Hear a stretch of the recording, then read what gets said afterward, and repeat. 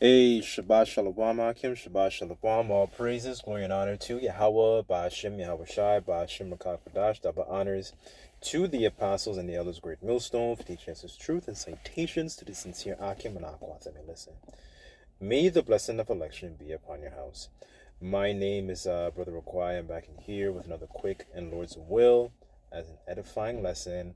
And for today's lesson, I'm going to title it dealing with your father in righteousness, and something I was meditating on through past experiences.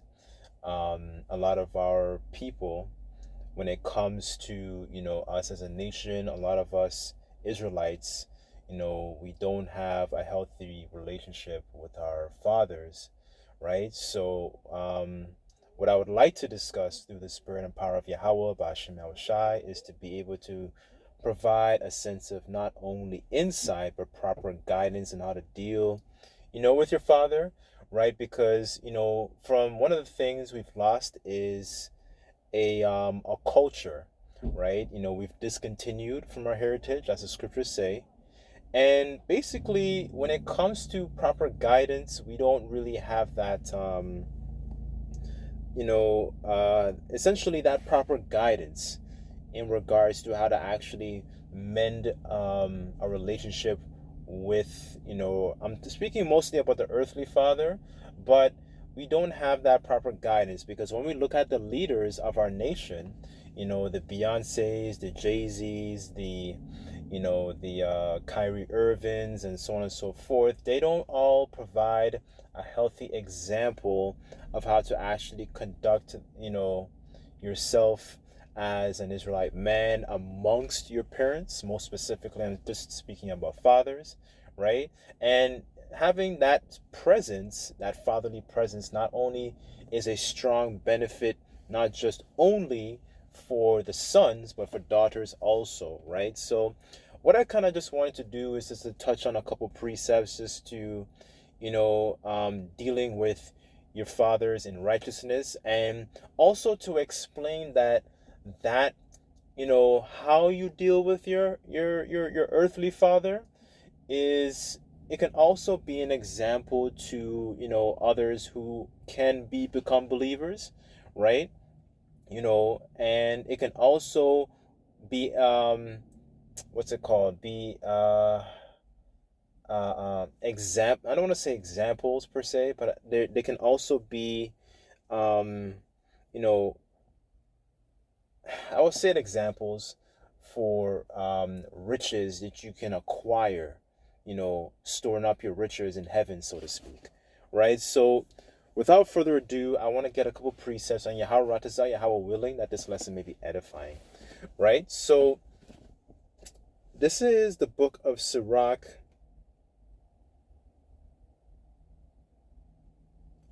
chapter 7, verse 27, and it says, "Honor thy father with thy whole heart, and forget not the sorrows of thy mother." Verse 28, "Remember that thou wast begotten of them, and how can thou recompense them for the things that they have done for thee?" Right? So when you look at, in retrospect, the things that your physical parents do for you, you can't really recompense them, right? So if you have the opportunity to exemplify Yahweh Shai, by being I guess charitable unto your physical parents, by all means, take the opportunity to do so, because we're coming into a time where we're not gonna have the opportunity to acquire physical riches, because with the system and the way things are going, they want to be able to make the money digital, and we're not going to be able to actually have the resources to be able to not only look after ourselves, right? But those physical resources are only going to take us so far, right? So that's why, I stress this point, in regards to actually trying to have, if you can, if you're, I'm just saying, for brothers, if the shoe fits, wear, right? If you have the opportunity to do, good unto your father or your parents or whoever, that's of the older generation, right, to do good unto them, why not take the opportunity to do so, right? I remember years ago when I was, I don't know, I think it was about, like a year, into the truth. And to be honest, I remember hearing the Apostle Gabar, he said and had this lesson where he mentioned, don't you want Yahweh Bashem El Shai to forgive you? So you go forgive your father, right? So, if there is some ill will there and, you have some kind of like, I don't want to say a distaste, but you brothers know what I mean. Like, if you have some type of tension between you and your father, take the opportunity to actually, build, have a workable, relationship with your father, right? Don't just leave that there and let it to, fester. Don't let, malice come into your what's to come, like malice overtake, your spirit. Because what does the scripture say about malice? Malice is one of those things that's those are the fruits of the flesh that the Apostle Paul describes. But wisdom can't dwell within a body that's subject to sin and malice, right? As a matter of fact, I'll read that real quick. Let me just get that real quick. Hold on. This is Wisdom of Solomon 1:4, and it says, "For into a malicious soul wisdom shall not enter, or dwell in a body that is subject unto sin," right? So, in a soul like that, wisdom can't enter, right? So, and then a good example of that is the way you see Saul. Essentially, he began to decline after David become anointed. You see how carnal he started to become, right? And then eventually, the Spirit of the Lord, it couldn't dwell in that body anymore, right? So you saw his decline in him actually becoming a lot more carnal and having that malice towards David in that chapter in his life, right? So, but the point is, like, if you have the opportunity to, do good unto your father, and he probably needs help with something, or maybe he might need a ride to the store or whatever it is, like, and that can apply for your mother too, but I'm kind of more specifically touching on the father because, when it comes to fathers and it comes to our nation, our fathers are not really seen as they're not very well respected. They're not essentially they're not as revered as how Jake would revere and care for and think about the mother and so on and so forth. Like, right, yes, your mother, both of your parents are important, but I'm kind of just more for the sake of this lesson, kind of like kindling a fire to kind of urge some sort of action into having a healthier relationship with your father, right? I'm just from personal experience, I'm huge on that, right? So let me just get this here, because I mentioned the point in regards to being cut off from society, right? And having those good works, remembered, right? Because the scriptures do say that riches profit not in a day of wrath, but righteousness can deliver from death, right? So those particular righteous deeds, those righteous actions, by the way you conduct yourself, the Lord can easily, deliver us, because we're going to be in situations where we do need divine intervention, right? Like when you look at, for example, the Lord commanding the ravens to feed Elijah in the midst of a famine, right? That's a heavy divine intervention, right? Or the angel of the Lord smiting, I think it was 185,000 of it was the Assyrians, if I'm not mistaken, when they Sennacherib, the king of Assyria, was boasting in his might against King Hezekiah of Judah, right? So those particular instances, you saw the Lord coming to, a righteous individual's aid to show you the importance of having perks, having righteous deeds, and having riches, spiritual riches stored up in heaven, right? So where is it? Hold on, just bear with me on this. This is Sirach chapter 3, verse, I'll start at,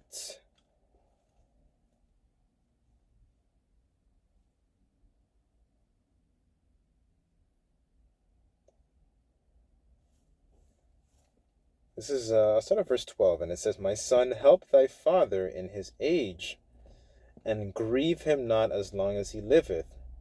If his understanding fail, have patience with him, and despise him not when thou art in thy full strength." Right, and that's a hard thing, that's something I've had to learn as well, because being a young man, in your strength, it requires a level of patience, to deal with, an older man who's not, he doesn't have all his, like, his mental faculties are not there. And since sometimes, because of lack of culture, a lot of our people, I'm speaking about like the younger generation, they tend to be a little bit more rash. They tend to be a little bit more dismissive. And I'm guilty of this too. I'm not going to say I haven't done this, but I'm saying this, like, something I've noticed is that, it requires a spiritual eye to be able to kind of like subject yourself, and then being able to have the patience and being able to suffer, through actually dealing with somebody who doesn't have their mental strength, right? Because sometimes as young people, you being a younger Jake, and you have your not just your physical strength, but your mental strength. Jake would sometimes kind of ignore, sometimes the things that, somebody of the elderly is saying, right? And sometimes it could be sound, sometimes it could be biblical without actually them knowing the scriptures, right? So, but sometimes as of the younger generation, sometimes we can be very, very quick tempered, very rash, and especially in a society that's very, very go go go, and about trying to be on the grind and so on and so forth. We tend to lose sight of the importance of trying to actually care for and remember the importance of the elderly, and not only just what they say, but also remembering, to have a certain level of patience, with them, right? So let me go to where was I? Verse 15. Verse 14. And it says, "For the relieving of thy father shall not be forgotten. Instead of sins, it shall be added to build thee up. In the day of thine affliction, it shall be remembered.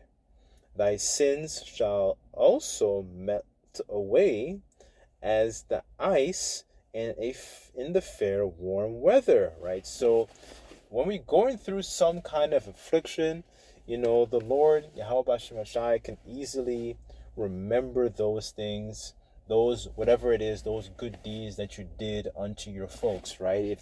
Like I'm saying, if the shoe fits, wear it. If you have the opportunity to essentially, do good unto your father, by all means do so. It doesn't hurt. A phone call doesn't hurt. You know what I'm saying? Try and make, some type of peace, and kind of like be at a peaceable state, with your father, right? That's, Paul says the same. What did Paul say? He said, be peaceable with all men, right? And that's another thing also. When you grow up in this Babylonian culture doesn't have a high regard or a respect for the elderly or fathers. And that's another thing in this society, because Esau essentially, in the beginning, when was it, around in the 60s, where he has dismantled the family, and pedestalized the importance of a woman. And this is not to take away the importance of, mothers in the household, but pedestalizing them, there has become a huge amongst the our people. There is a strong disdain for a fatherly presence, and people, and even stats will even show you that how much of an important thing it is to actually have, you know um fathers involved in their son's life as well as a daughter's life, right? It's very, very, very important, right? That guidance is super, super important. And that is one of the biggest things that our people lead the charge in, is a fatherless home, right? So you see the detrimental effects of what happens when there is no father, and even further, there's no man of understanding amongst our people as a whole, right? So that's why when you look at it from a spiritual standpoint, the prophets pretty much represents a father unto a fatherless nation, because they're giving you the guidance and the instruction for your Israelites to turn back to the heavenly Father, right? Before he sends his calamity and his famine and the sword and destruction, right? So I'll just read that again. And it says, "In day of thine affliction it shall be remembered, thy sins shall melt away, and as the ice in the fair warm weather," right? So, and we have sins to pay for, right? So, the scriptures do say, the end of all things is at hand, right? So if you can offer some kind of charity towards your father, by all means, like, for myself as an example, not to to make myself sound over righteous, I'm just using myself as an example. One of the things I like to do is to buy my father, make sure he has his supplements for his health, because he's up in age, right? Especially for the brain, especially for whatever it is for the body, whatever he needs. I ask him if you need anything, and then I'll just send it to him. It doesn't really cost me anything, right? That that's just an example, right? Just to inspire you to kind of um curve good, proper Israelite behavior, because as a culture, this is how we ought to behave, right? But when it comes to the culture, the like so-called black culture and rap culture, there is no honoring of the elderly, and there's no honoring of parents, there's no honoring those who are essentially up in age, so to speak. And these are parts of our customs where we don't practice, because our minds have been bamboozled by whether it's rap culture or drill culture, and inflicting harm upon our own people, right? So um let me go to, hold on, let me just get this here. So I'm gonna grab this account here. Where is it?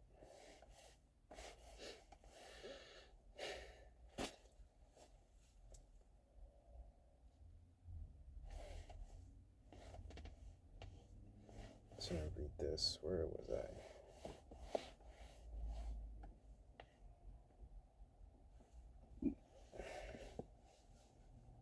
Okay, this is 1 Samuel 24, verse 1, and it says, "And it came to pass, when Saul was returned from following the Philistines, that it was told to him, saying, Behold, David is in the wilderness of En-gedi."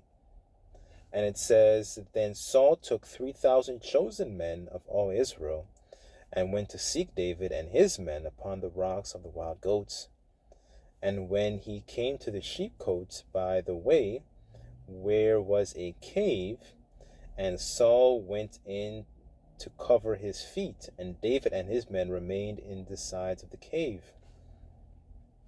And the men of David said unto him, Behold, the day of which the Lord Yahweh, Bashem El Shai, said unto thee, Behold, I will deliver thine enemy into thine hand, that thou mayest do to him as it shall seem good unto thee. Then David arose and cut the skirt of Saul's robe privately, And it came to pass afterwards, David's heart smote him, because he had cut off Saul's skirt.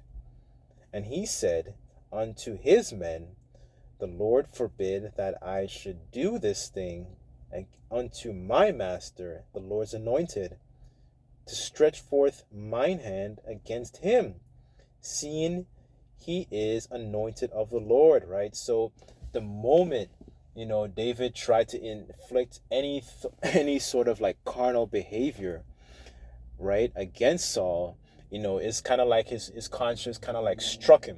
You know what I'm saying? It's kind of like when you feel like your heart's about to, like your heart sank, right? You know what I'm saying? Like I'm talking about in your chest, like you felt something in your heart, like in your chest, like you just got an ill feeling in your chest, like in your gut, like a bad gut feeling. This is what David experienced, even though David's not Saul's actual son, but he was like a son unto David, in a sense, right? He was his that was his Saul was his like his son-in-law, right? Well, sorry, I meant to say David is a son-in-law to Saul. I should say it like that, right? So, but the point being that David had the opportunity to inflict harm upon Saul, but he didn't do it, right? I'm reading this to show that David was not only being very, very spiritual, that he left vengeance into the hands of Yahweh Bashim Shai for him to deal with it, right? He casted that burden upon the Lord, right? But he was also acting in a sense of having still a level of reverence to the Lord's anointed, right? Because Saul was a king still at this time, right? He didn't want it didn't seem advantageous for him to essentially get his own vengeance, so to speak, right? There was just a way for him to actually conduct himself in a very spiritual manner, so he left it into the hands of the Lord to take care of it. But he still had a level of reverence for him, regardless of the fact of how Saul was behaving, right? When you go through earlier in the book, he was doing all sorts of carnal behavior, like throwing javelins at him and coming after David, right? But the point is that David had the opportunity to inflict harm upon Saul, but he still didn't do so. He still operated with a certain level of integrity and character, right? So that's pretty much what I kind of want to touch on with this account here, is mostly the level of integrity, right? Yes, even myself, like I don't want to share too much, but this just being frankly, because a lot of us didn't have a healthy relationship with our fathers, we don't really take that as an opportunity to recompense evil for evil.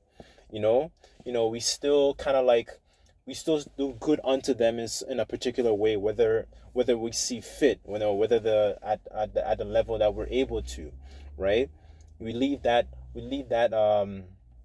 that recompense unto the Lord, right?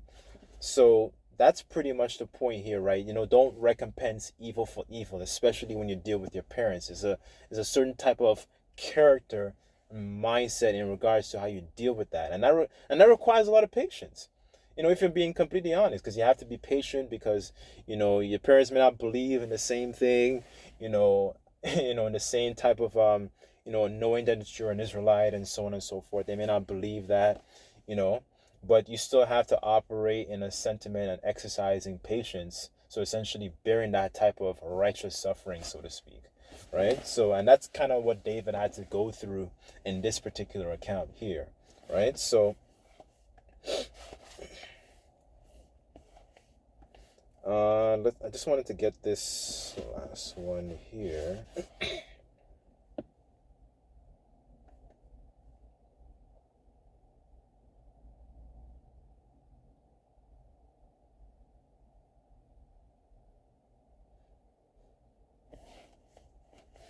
I guess I get the one in Philippians.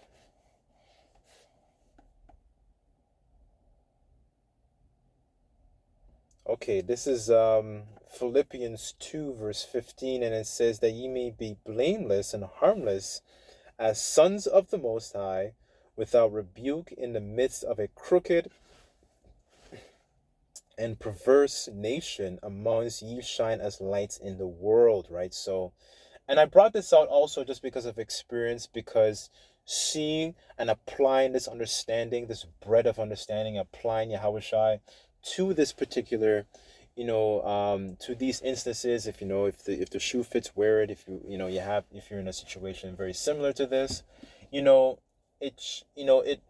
One of the things I've learned is that there are people who are non-believers. There are non-believers who are watching, right? So it can you conducting yourself, of course you want to do it for your own self-development, but something I've also noticed is the fact that you have unbelievers.